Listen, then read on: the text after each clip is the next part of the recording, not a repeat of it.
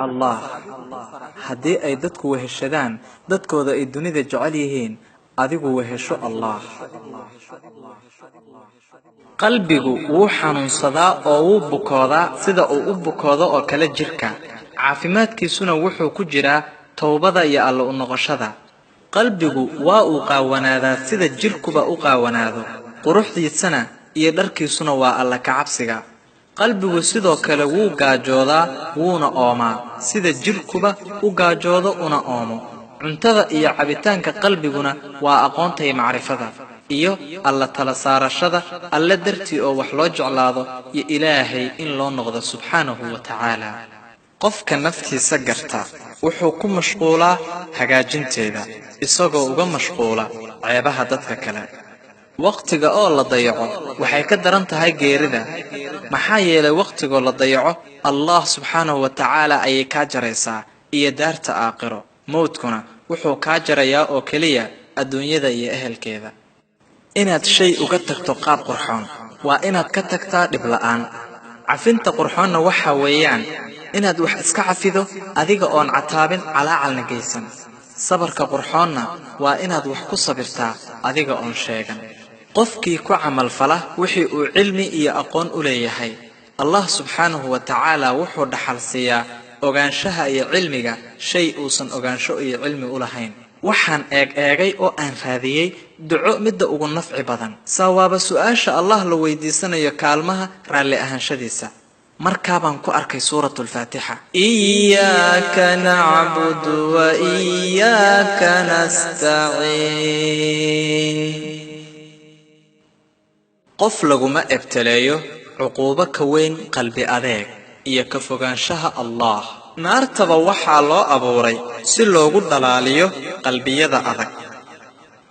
sabarku isdhiibid maaha u kaadsashaduna dibdhac maaha aamusnaantuna tanaasul maaha noloshu waa xanuun uu qarinayo yadadiilo uu xaqiijinayo camal ku dhamaanaya ajal kadibna lagu abaalmarin doono qof waliba wuxuu sameeyay ku kalsoonow in codka degani ka xoog badan yahay qeylada tifaftirnaantu iyo haadhaad la'aantuna waxay burburinaysaa ihaanada tawaaduca iyo hoos isku dhiguna wuxuu burburiyaa kedada ixtiraamkana wax tusaale ah oo loo dhiga ma leh quruxda caqligu waa fikirka quruxda carabkuna waa aamusnaanta quruxda xaaladda aad ku sugan tahayna waa toosnaasho quruxda hadalkana waa runta ilaali oo dhowr qofka aad jeceshahay canaano haddii aad doonayso muhiimadda si dhammaan arrimihiisa jacaylku waa dareen intuusan eray noqon ka hor doqonnimadu waa nuqsaan qofka ku jirta mararka qaar in la isdoqomaysiiyana waa kamaal iyo dhamaystirnaan mooganaantu waa dayac qofka ku dhaca ismooganaysiintuna mararka qaar waa xigmad ha u ogolaanin qofna inuu yareysto waxa ku saabsan riyadaada erayadaada iyo dadiiladaada iimaankaaga noloshaada